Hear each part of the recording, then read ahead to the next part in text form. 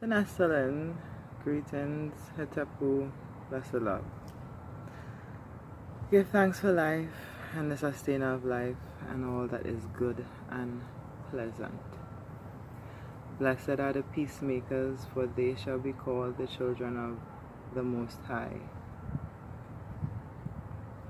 I learned that from my grandmother, who I'm named after, and I am honored to know so many of my grandparents in this lifetime and to have so many of them still present with us in this realm. And I give thanks for their teachings and their hard lessons that they taught me also. So with that in mind, I have learned from my mistakes, because no one is perfect. We all fall short at some time and we all make mistakes, but the key is to learn from our mistakes and to not repeat the same mistakes. Now, because I am such an old school at heart with the way that I was brought up and the people that I surround myself with, I tend to reflect on those advice that I was given through my life, and I learn every day more and more about myself and the power of the divine. And what I have learned is that there are things that I can control and there are things that I cannot control. The things that I cannot control are the way people treat me. I can't control that, because when you break it down and you analyze it, when a person is intentionally mean, intentionally disrespectful on more than one occasion, then that person is reflecting what they have within themselves. We're in 2020, in an unprecedented time, and so many things are happening, changing, shifting, and there is a lot of chaos and tension and stress that surrounds us, and we now have to really tap into our spiritual selves and nurture our spiritual selves in order to think clearly, to make decisions clearly, to speak clearly, and to treat others the way you would want to be treated. Respect and manners are the first things that you teach our children. So I can't control if someone is continuously disrespectful to me. What I can control, however, is if I allow that person in my life, in my space, and around my family. What I can control how I react to it, because first time someone disrespects you, they apologize, you will be disrespectful to them because it's a reactive response, because someone comes and and then you react, and we have this big pot of drama just bubbling back and forth, and then they apologize the first time. It happens again the second time, they call you out your name, they tell you all kinds of stuff, disrespect you, disrespect your family, threaten you, threaten to do harm to you, threaten to do harm to your spouse, etc. And in between the first, second time, you're telling this person, you're communicating with this person that this behavior is intolerable and it's not healthy for anyone involved. And if they continue to keep displaying and acting this way, then you would have to cut all ties. So please, let's try to be civil and do what we have to do in this lifetime here. And then it happens the third time again, and then you get another apology. So I have learned that once is a mistake, twice is a coincidence, 3 times is a habit. But when you go on 4, 5, 6, 7, 8, 9, 10, 11, and you just keep climbing up the ladder, then that is more than a habit. That is unhealthy. That is a lifestyle, and I cannot judge.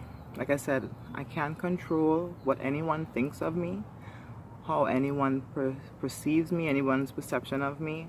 I can only control how I perceive myself, and my perception of myself is way more important than anyone's perception of me. And I can't control how people carry themselves. I can only control what I allow in my life and what I allow myself to be surrounded by, the people, things, and places. That's the only thing I can control. How I treat myself, how I treat others. That's the only thing I can control. I can control myself. So I cannot judge anyone, because ones and ones we can't do things that we never learned. We can't practice behaviors that we never learned. And everyone has their own time and space to do what they need to do for themselves. So I can't control that. But what I can control is breaking the cycle of having another generation learn dysfunctional behavior. And that is my mantra. That is my goal, because of my life experiences. And yes, I have hurt people, but you know what? I have always been and continue to be accountable for my actions. Key word here, and I emphasize on it, being accountable for my actions. So if I offend someone, I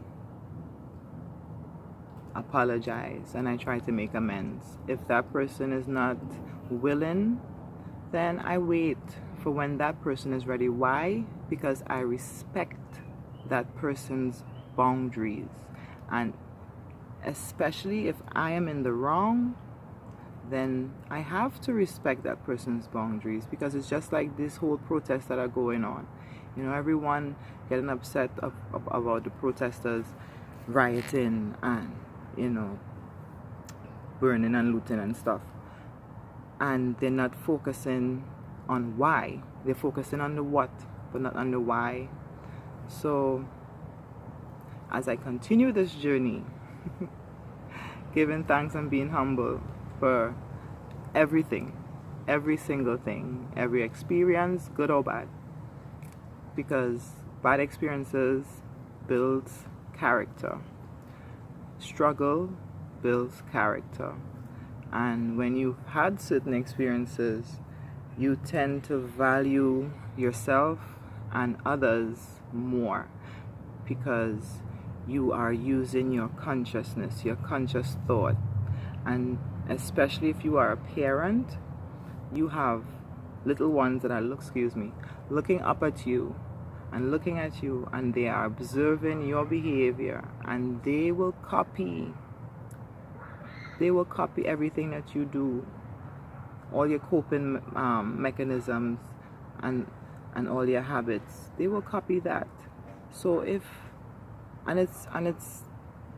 blatant now, in this time of where our eyes are open and the veil has been removed.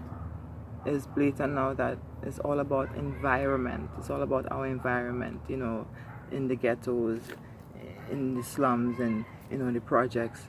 I grew up in the ghetto, okay? So it's all about the environment. And if we continue to have our children surrounded by us, the adults, arguing, bickering, fussing, fighting, calling names, hitting, slapping, all kinds of stuff, because at this point right now they're not talking about it much, but at this point right now, through the quarantine, domestic violence rates has skyrocketed. Child abuse rates has skyrocketed. The phone calls, the complaints, they have increased. So imagine if we continue to allow this, because we are not allowing ourselves to heal. We are not being accountable for our own healing, because you are responsible for you. No one is responsible for you and your healing. You are. A healer can only take you, hold space for you to get to that point. They cannot do it. So we have to be more mindful and practice what we preach. Be living examples. I'll continue to say it, because what I see and what I hear are two different things. People say one thing and then they do another thing. So your thoughts, your words, and your actions have to be in harmony. They have to be aligned. They have to be the same thing. So I give thanks.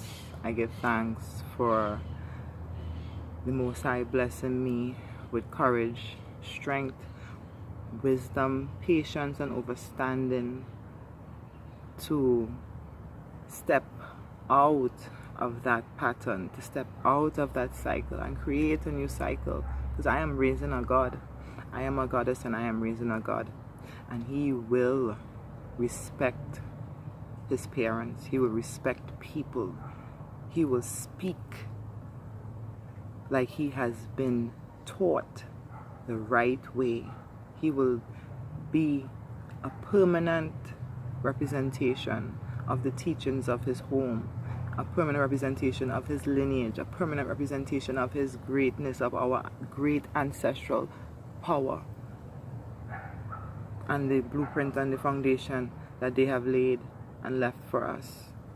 So I give thanks, and I say this: do not allow anyone, no matter who they are, don't let anyone treat you less than you deserve. Don't do it. Don't.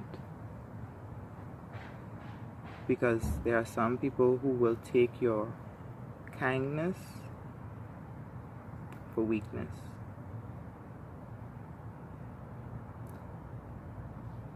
Be patient. Have understanding. I can't get upset and I can't be reactive. I'm being proactive by elevating myself, elevating my mind. Don't be reactive. Don't judge.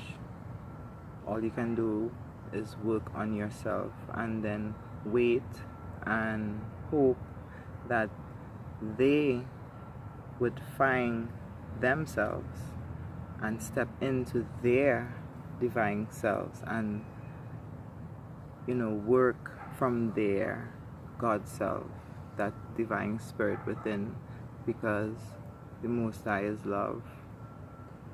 So let us all love, and love is the greatest thing ever. It breaks all chains and all boundaries. It exceeds limits. So love. With love comes peace and justice. So if we love each other and treat each other and speak to each other how we ourselves would want to be treated, then we would have more harmony. That's chaos.